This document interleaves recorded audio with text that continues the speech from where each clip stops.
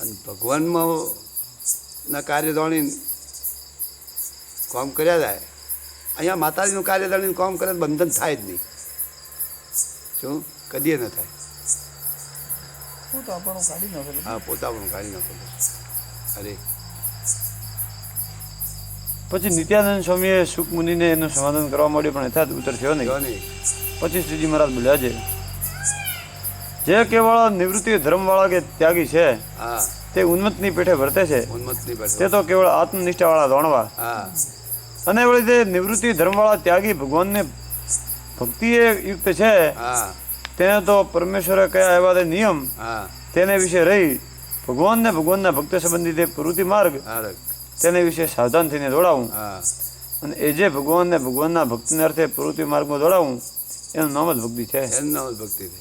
બાકી તે આત્મનિષ્ઠા કરીને હું આત્મા છું કરીને બેહી રહે ને એના માટે તો કોઈ નથી.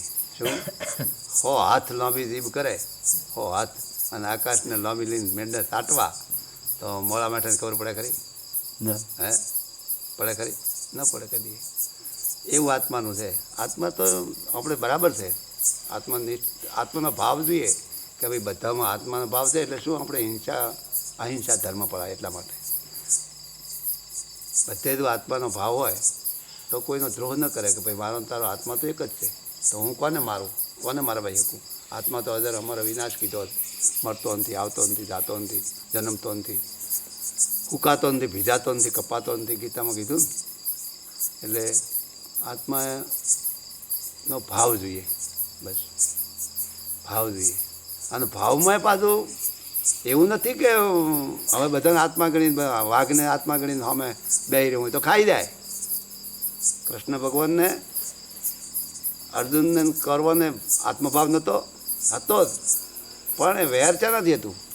સાચો આત્મભાવ જ ન ખાય. અરે ભાઈ વેર સાચો ગમે એટલો હોય તો પણ એના સ્વભાવ ન છોડે તો આત્મભાવ શાનો? સ્વભાવ ઉપર વેર રાખવો. શું દેહ ઉપર એના સ્વભાવ ઉપર વેર રાખવો. અમુક સંતોને આ વાઘ ને બાઘ ખાતા નથી એનું કારણ શું? એ પોતે વાઘને ખાય નહીં એવું તો બનતું નથી, પણ કદાચ ન ખાય. વાઘના ટોળામાં બેઠા હું તો કરડે નહીં વાઘ. હા, સાચી કે આત્મભાવ થઈ ગયેલો છે એનામાં. હા, ક્રોધ ભાવ, ક્રોધ મટી ગયો છે. ક્રોધ મટી ગયો છે જેનામાંથી પોતે આખો પોતાનો ક્રોધ મૂકવા તૈયાર હોય, પણ આ તો મૂકવા જ ન તૈયાર હોય તો કોઈ મોણા બેઠો એવો.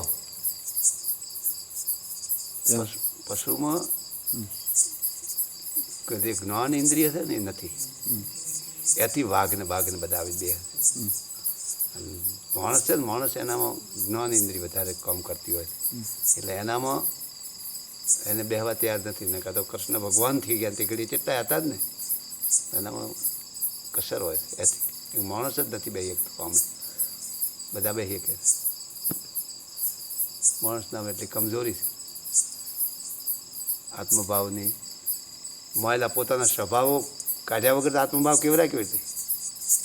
હે અને દરેકને થોડો પોતપોતાની ઇન્દ્રિયોનો એક સ્વભાવ તો દરેકને નડતો જ હોય છે. મને ને તમને બધા. હા, એક સ્વભાવ તો નડતો જ હોય છે. એ સ્વભાવ કાઠો હોય છે છોડવાનો. જે પ્રકૃતિ એટલે સ્વભાવ. એ તો ચંદુલાલ મહારાજ કહેતા, એ તો કે ભેગો બળે છે કે અમુક એક સ્વભાવ તો પ્રકૃતિ. હા, ભેળો બળે. પ્રકૃતિ એટલે સ્વભાવ. અરે પ્રકૃતિના બે અર્થ થાય. પ્રકૃતિ એટલે શરીરે થાય, પ્રકૃતિ એટલે સ્વભાવે થાય. અને એ જે ભગવાનને ભગવાનના ભક્તને અર્થે પ્રવૃત્તિ માર્ગમાં દોડાવું એનું નામ ભક્તિ છે. એનું નામ ભક્તિ. અને એવી પ્રવૃત્તિ માર્ગવાળા ત્યાગી છે તેની બરોબર નિવૃત્તિ માર્ગવાળો જે કેવળ આત્મનિષ્ઠ ત્યાગી તે થઈ શકતો નથી. શા માટે તે આ તો ત્યાગી છે ને નિવૃત્તિ માર્ગવાળા છે, તો પણ ભગવાનને ભગવાનના ભક્તની સેવાને અર્થે પ્રવૃત્તિમાં પરોતે છે. અને એ જે ભગવાનનો ભક્ત ત્યાગી તેને તો પરમેશ્વરના નિયમમાં રહી પ્રવૃત્તિ માર્ગને વિશે રહેવું, પણ પરમેશ્વરના નિયમથી અધિક પણ વર્તવું નહીં ને ન્યૂન પણ રહેવું નહીં. અને કામ, ક્રોધ, લોભ, મોહ, આશા, તૃષ્ણા, સ્વાદ એ આદિક તે વિકાર તેને ત્યાગ કરી ભગવાનને ભગવાનના ભક્તની સેવાને અર્થે પ્રવૃત્તિ માર્ગને વિશે વર્તવું તો એને કોઈ જાતનું બંધન થાય નહીં. અને કેવળ આત્મનિષ્ઠાવાળો ત્યાગી તે કરતો તો આ અતિશય શ્રેષ્ઠ છે, ભગવાનની કૃપાનો પાત્ર છે. હવે એક વખત વડોદરા તસલાલી ખરું વડોદરા રોડ પર તો એક ગુરુકુળ છે. અને તો એક સ્વામિનારાયણના સંતો હતા, 4-5 રહે છે અત્યારે તે દાડે હતા. એટલે અમે રાયબુદ્ધિ મહારાજને ત્યાં ગયા હતા, વળતા તો તસલા લઈ ગયા આશ્રમમાં. ત્યાં ગયા એટલે એને સંતે એટલી બધી સેવા કરીને સાધુ હોય એનો કોઈ પારાવાર નહીં, કોઈને નથી કીધું કે તમે પાણી લાવે. એમને એમ થયું કે આ બધું એને આત્મભાવની વાત કરો તમે એની કરું છું કે આત્મભાવ એટલે શું. તો સંતોએ નાસ્તો કરાવ્યો, ચા પાણી કરાવ્યો, એટલું બધું એનો કોઈ પારાવાર નહીં.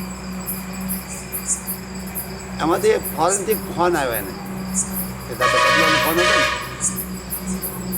ફોન આવ્યો એટલે પેલા છોકરો એક બોલાવાયો સાધુ કે મારા ફોન આવ્યો હતો, તો કહી દે કે અડધો કલાક પછી વાત થશે, અત્યારે નહીં. એટલી બધી હરિભક્તોની સેવા કરવાની તત્પરતા, એવી તત્પરતા મેં સાધુઓની નથી જોઈ છે. હા, આપણે સાધુ વાતચીત કરીને આપણે કદાચ કરતા હોય, પણ આવી સેવાવાળા સાધુ તો તસલાલી છે. શું બીજે બધે સાધુતાવાળા ખરા, પણ જે તમે આમાં જે લખ્યા ને કે ભાઈ પ્રવૃત્તિમાં નિવૃત્તિમાં પ્રવૃત્તિ, એવા તસલારીમાં સાધુ છે. વડોદરા કુકદાડો દઈ શકતા એમ તો સાધુ છે એવા, એવું જોયું મેં કે કહેવું પડે એમ. એ મણીલાલના કેસમાં સંડોવાયેલા હતા. મણીલાલ એક મણિભાઈ કરીને હતા, એને મારી નાખવામાં ખૂન થઈ ગયું. અરે દેવત નામ વરદાન હતું. બોલો પુરુષોત્તમ ભગવાન કી જય.